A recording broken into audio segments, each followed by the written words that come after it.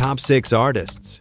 Rob Halford hated the most. We all know Rob Halford as the lead singer for Judas Priest and other bands. Although he wasn't a saint, he had a strong opinion on a lot of things. So important in every band. There's got to be some kind of a leader. Otherwise, it's like the Titanic. You've got to have somebody that's kind of, steering through wherever you're going to. An attitude like his makes him hard to get along with. But famous rock stars like him couldn't care less. And in turn, he hated a lot of artists. But here are the top 6 Rob Halford hated the most. Trust me, the number 1 spot is a nuclear-level grudge. Starting our list at number 6 is Vince Neil. Rob Halford takes music seriously. He believes in giving fans a strong performance every single time. That's why he's never been a fan of Vince Neil. The two come from very different sides of the metal world. Halford believes in discipline. Vince often seemed to be just trying to have fun, no matter how messy it got. Stop this shit now! Give my ring! Halford has always stood for clean vocals, power, and respect for the stage. Judas Priest built their name by showing up on time, rehearsing hard, and sounding great live. Mötley Crüe became known for loud shows, wild outfits, and over-the-top energy. That kind of chaos never sat well with Halford. Vince Neil has had a rough history with live singing. There are many times when he couldn't finish lyrics or keep up with the band. His voice would crack, and sometimes he'd mumble through entire songs. Clips of him forgetting words or being out of breath have spread all over the internet. Fans laughed, but others were upset. Halford saw it as a lack of care. To him, going on stage means being ready to give your best, not showing up half prepared. Though Halford never called Vince out by name, he's made comments that seem clearly aimed at him. He once mentioned singers who prioritize their appearance over their sound. He said some people treat the stage like a party instead of a place of work. People could tell he was referring to frontmen like Vince. You don't say, okay, now we're going to write the opening song for the album. That's don't do that. Just keep writing and expressing yourself. The tension goes deeper than bad vocals. Halford sees metal as something powerful and serious. He wears black leather, rides a motorcycle on stage, and sings with full force. Mötley Crüe wore makeup, had wild hair, and sang songs about girls and parties. Halford thought it made metal look like a joke. He wanted people to respect the genre. Vince made it feel more like a rock carnival. Tommy! Hey! What are you doing? I give up. Where you been? You're supposed to be at the interview. You f***ed up. There was never a public fight between them, but it's easy to see why Halford wouldn't enjoy working with someone like Vince. Their values don't match. Halford works hard to keep his legacy strong. Vince often let things fall apart. That difference is enough to keep them on opposite sides of the metal world. But if you think Vince Neil's messy performances bothered Halford, wait until you hear what happened when one of metal's biggest bands disrespected festival attendees. That's why he had a problem with artist number 5, Metallica's Lars Ulrich. Rob Halford has always stood with the fans. That's why he and Lars Ulrich never saw eye to eye. The beef goes back to the Napster fiasco. Lars was the loudest voice against fans sharing music online. Metallica sued Napster, got people banned from concerts, and came off like the metal police. Fans felt betrayed. Halford? He saw it differently. Instead of punishing fans, he believed you had to grow with the times. He wasn't about lawsuits and lawyers. He was about loyalty.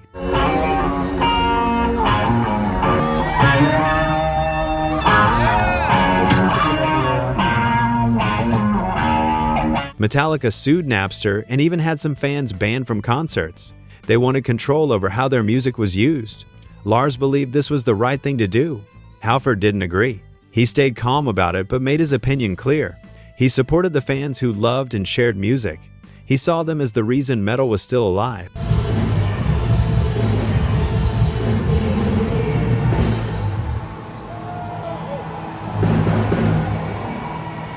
Halford understood that the world was changing. He didn't think punishing fans was the way to move forward. He believed artists needed to grow with the times. While Metallica chose lawyers, Halford chose kindness. That difference said a lot about their views. Even outside of Napster, there was tension. Halford once said that some bands had become too corporate. He didn't name names, but people knew who he meant. Metallica had grown into a massive brand. They were everywhere. Concerts, merch, movies. Their ticket prices rose. Their image became more polished. It felt more like a business than a band. The singer for Black Sabbath tonight. Thank you all for staying around and watching this incredible show. I'm the world's biggest Black Sabbath fan, so this is just incredible. Halford stayed close to his roots. Judas Priest focused on the music and the people who loved it. He always said that the fans came first. They were the reason he performed. The crowd mattered more than the paycheck. Lars and Halford had different ways of doing things. Halford was about loyalty and respect. Lars focused on ownership and rules. That created a gap between them. Halford didn't attack Lars in public, but his quiet support for the fans spoke louder than any direct comment ever could.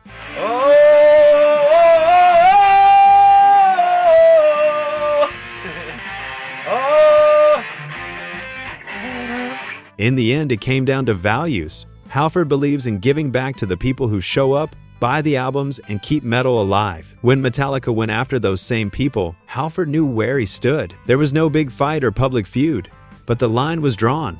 Halford and Lars Ulrich were clearly on different sides, and that was enough to keep a wall between them. Metallica's fight with fans was bad enough. But coming up next is a rock star whose habit of keeping fans waiting for hours pushed Halford past his breaking point and got him in a mood that only someone he really hated could. That would be artist number 4, Axl Rose. Rob Halford has always been someone who respects the stage and the people in the crowd. That's why he had a hard time with Axl Rose. Axl became known for showing up late, canceling shows, and acting like it didn't matter. Halford didn't like that kind of attitude. I have a question for you.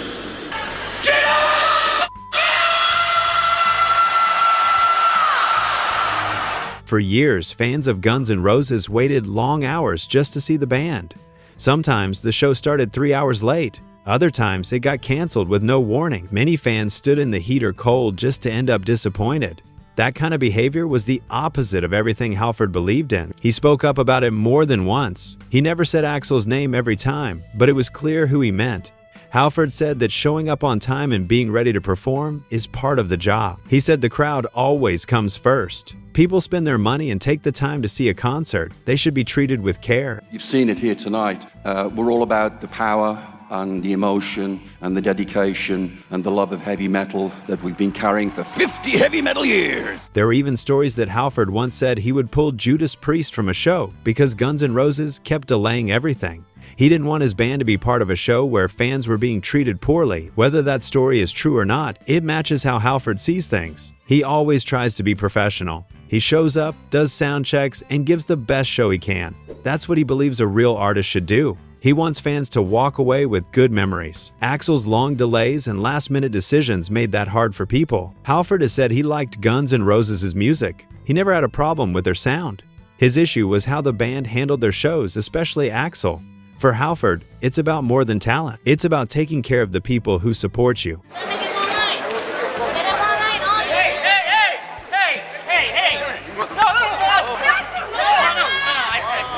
He never started a big public fight, but over the years he made it clear that he didn't like the way Axl treated fans. Halford lives by a simple rule. If you're going to take the stage, show up on time and give it everything.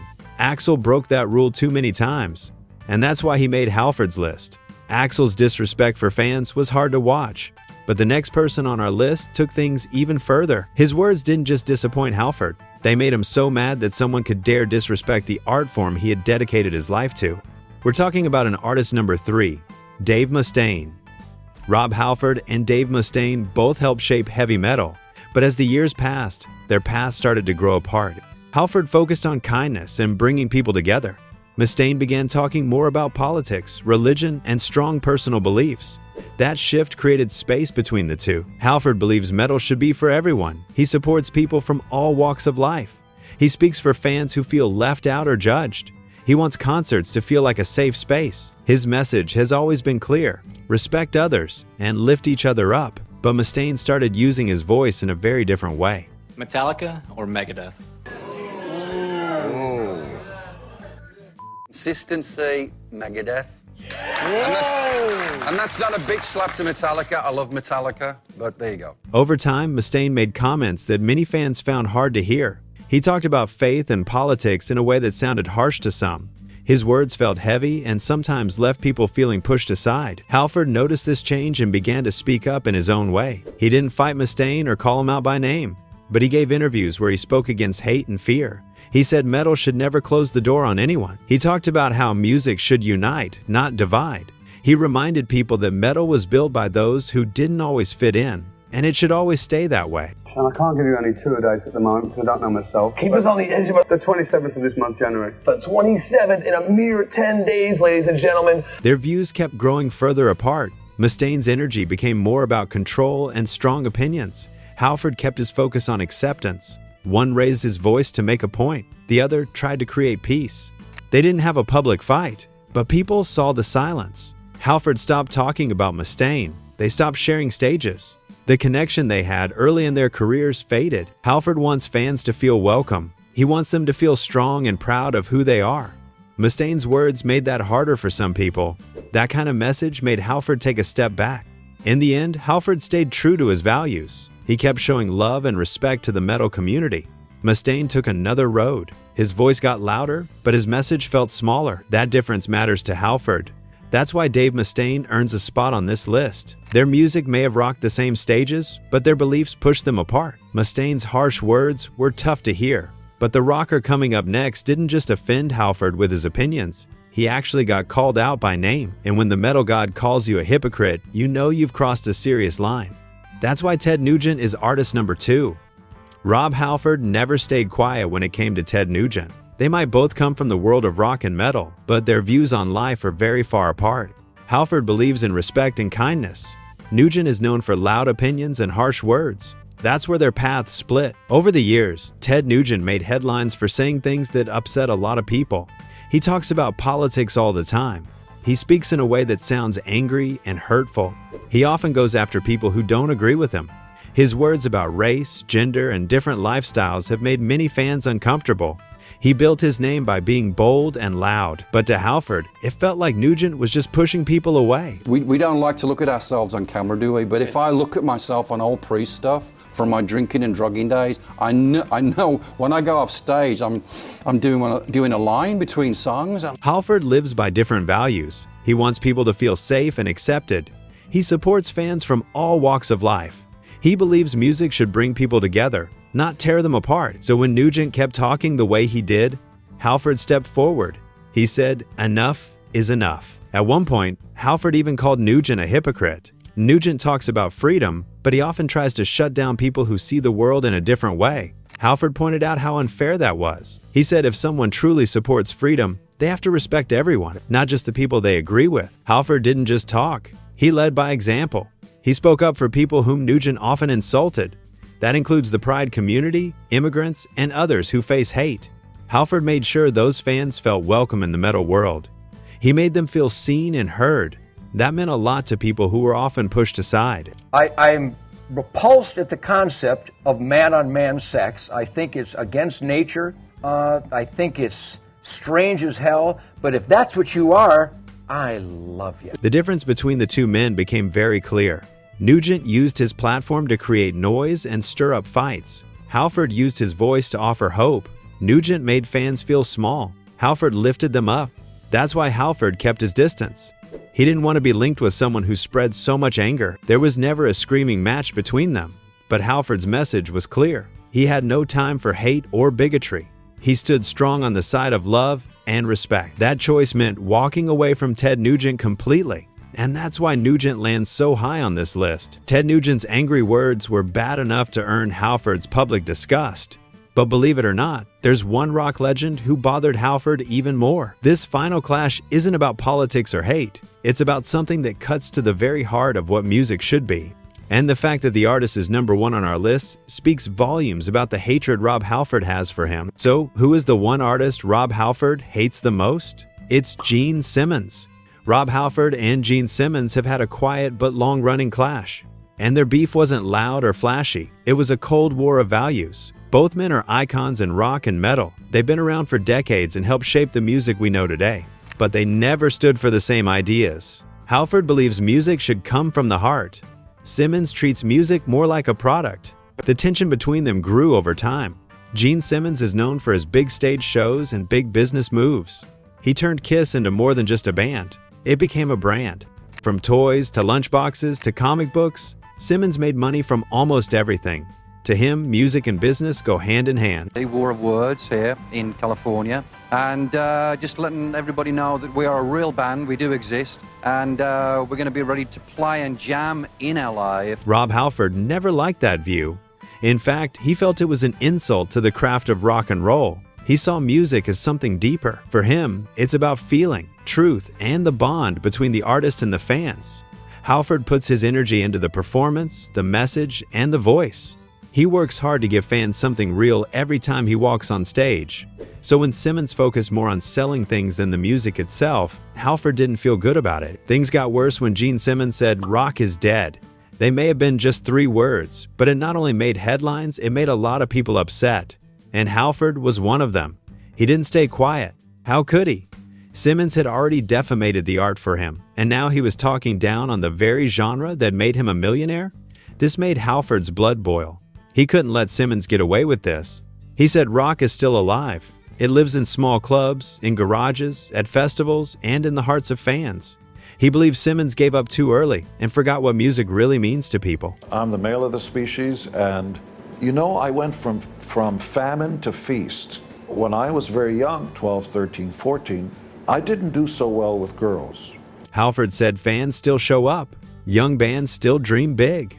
And real music is still being made every day. It may not be on the top charts, but it's still out there. Halford believed Simmons had turned cold toward the music world. That's something Halford could never accept. Over the years, the small jabs continued. Halford spoke about people in the business who care more about money than meaning. He didn't name Simmons each time, but it was clear who he was talking about. For Halford, rock should stay pure. It should come from a place of love and care. Simmons kept talking about numbers, tours, and profits. Their feud became a symbol of 2 ways of living. One side believes in passion, the other side believes in profit. Halford stands for feeling and fire. Simmons stands for sales and strategy. Both men found success, but they followed very different roads. Halford's words carry weight because he lives what he says. He supports fans, speaks kindly, and gives strong performances. Simmons plays a different game. He built a business, and he stayed focused on growing it. In Gene Simmons' Family Jewels, people get to view this bumpy ride. Oh yeah, all of it. You see the infidelities, you see Shannon being hurt. From then on, the digs kept coming. Halford spoke about people who cared more about money than music. Simmons kept talking about profits and sales. 2 legends, 2 different worlds. Halford kept rock close to the heart. Simmons kept it close to the wallet. And that unspoken clash became one of the longest-running feuds in metal. Rob Halford stands for truth in metal. He stays calm, but if you mess with the music or the fans, he won't hold back. He's not afraid to call it out. So tell us, who do you think earned Halford's anger the most? Drop your thoughts below. And if you love real rock stories, hit like, leave a comment, and subscribe for more. Turn it up and keep the spirit of metal alive.